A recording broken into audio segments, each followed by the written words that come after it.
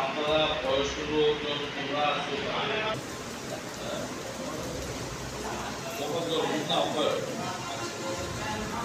এই সবারই কিন্তু সেইভাবে জায়গা করতে হবে।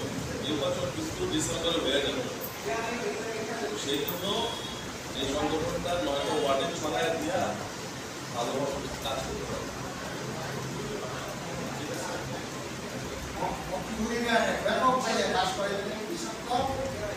প্রত্যেকটা বাইরে বাইরে কৃষক যারা আছে সকল কৃষক এবং কৃষকটা কেন্দ্রের মধ্যে আমরা পাস করতে পারি, সেই লক্ষ্যে যেন আমরা কৃষক দল কাজ করি।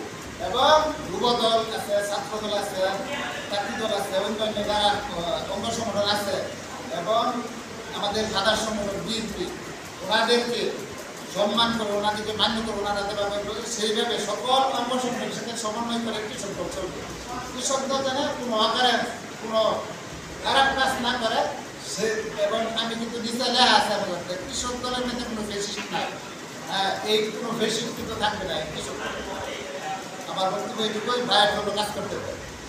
লিটন ভাই, শুধু লিটন ভাইয়ের জন্য কথা, ডাক্তার মাহমুদ রহমান লিটন ভাই এবং মুক্তিপুরি লিটন ভাই বহু উন্নয়নমূলক কাজ করছে। বাস ঠিক আছে, ওকে।